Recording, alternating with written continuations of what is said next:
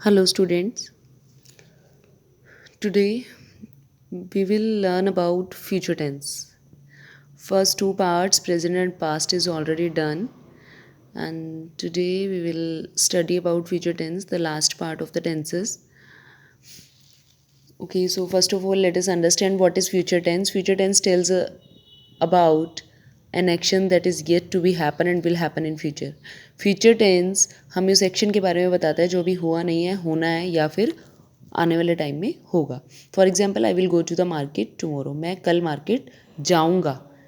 Means yet I have not gone, I will go tomorrow. मैं अभी गया नहीं हूँ, मैं कल जाऊँगा. My swimming classes will get completed this month. मेरी स्विमिंग क्लासेस इस महीने कंप्लीट हो जाएंगी. अभी हुई नहीं है, चल रही हैं, वो नेक्स्ट मंथ कंप्लीट, इसी मंथ कंप्लीट हो जाएंगी. Okay, the first part same as present and past. Simple tense, simple future tense. Simple future tense is used to express action that are going to happen in the near future. Actions, simple future tense का use हम करते हैं जो action future में होने वाला है. This tense is formed by using will plus verb और is am are plus going to verb. तो इस टेंस में हम यूज़ करते हैं विल शेल का, और we use helping verb is am are plus going to. Like ये काम अभी होने जा रहा है. For example, see you will clear the dishes. तुम बर्तन साफ करोगे. Means he has not clear the dishes yet, he has to, मतलब उसे करना है, अभी उसने किया नहीं है, वो भी करेंगे. So you will clear the dishes. See I am going to read the questionnaire now. मैं अभी क्वेश्चनरी पढ़ने जा रहा हूँ. अभी मैंने पढ़ा नहीं है, पढ़ने जा रहा हूँ. So this is also a part of future tense. Next is you will not go out alone. तुम बाहर अकेले नहीं जाओगे. Are you going to meet her today. क्या तुम उससे आज मिलने जा रहे हो. वो भी मिला नहीं है, मिलने जा रहा है.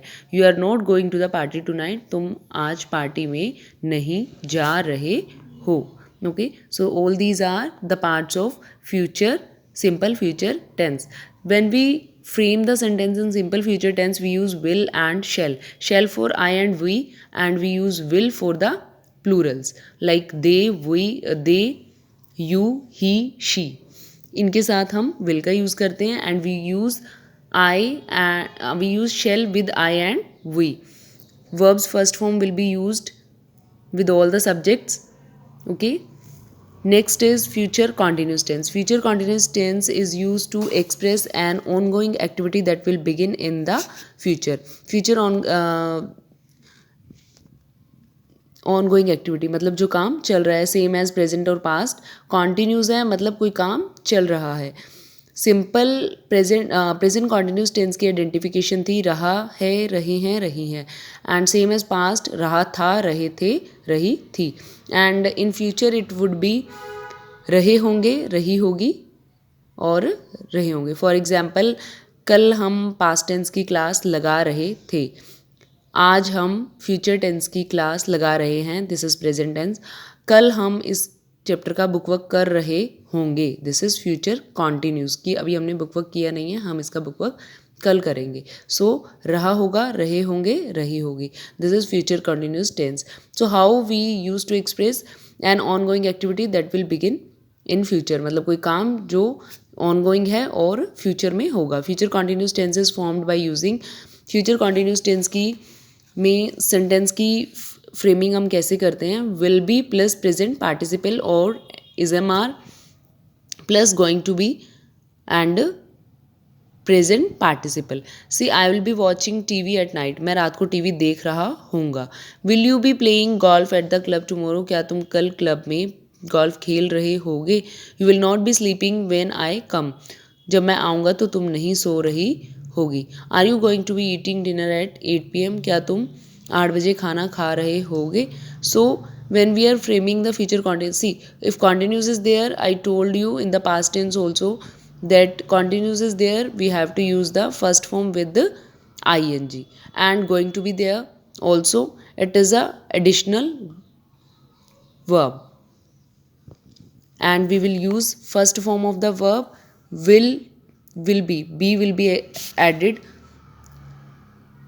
we will use here will and be plus verbs first form plus ing. Okay, if the sentence is negative, then not will be added in that sentence, and if the sentence is interrogative, then will be placed at the beginning of the sentence. Okay, now the next is future perfect tense. Future perfect tense is used to express an action that would be have been completed in future. Future perfect tense का use उसके लिए किया जाता है जो कि future में action complete हो चुका होगा. It gives a sense of completion of the task that would get done in future. मतलब कि जो काम फ्यूचर में कंप्लीट हो चुका होगा उसके लिए हम इसका यूज़ करते हैं. Future present tense is formed by using will have plus past participle और am is are going to have plus past participle. In future perfect tense, in present perfect tense, I told you that चुका है, चुके हैं, चुकी है is the identification of that tense. In past perfect tense, the identification is चुके थे, चुका था, चुके थी. And in future perfect, it will be चुके होंगे, चुका होगा, चुकी होगी. तो कल हम बुक वर्क इस चैप्टर का कर चुके होंगे. So this would be future perfect tense. Past tense हम कर चुके थे, पास्ट टेंस हम कर चुके हैं, this is present. Past tense हम कर चुके थे, this is past. Okay, see action that would have been completed in future. जो एक्शन फ्यूचर में पूरा होता है, ये मैंने आपको बताया था अभी. See the example, you will have perfected your English by the time you come back from the US. जब तक तुम यूएस से वापस आओगे तुम अपना इंग्लिश जो है वो बिल्कुल परफेक्ट कर चुके होगे. Will you have attempted the entrance exam by the time I come back to India.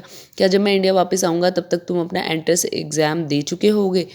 You will not have receive the mail by 9 AM. तुम 9 बजे तक मेल रिसीव नहीं कर चुके होगे. She is going to have her cooking finished by the time her children come back from the school. जब तक उसके बच्चे स्कूल से वापस आएंगे, she is going to have her cooking finished, वो अपनी कुकिंग ख़त्म कर चुकी होगी. So when we are framing the sentences future for perfect tense, we use will have, shall have, and we use the third form of the verb. Okay, not for the negative sentence.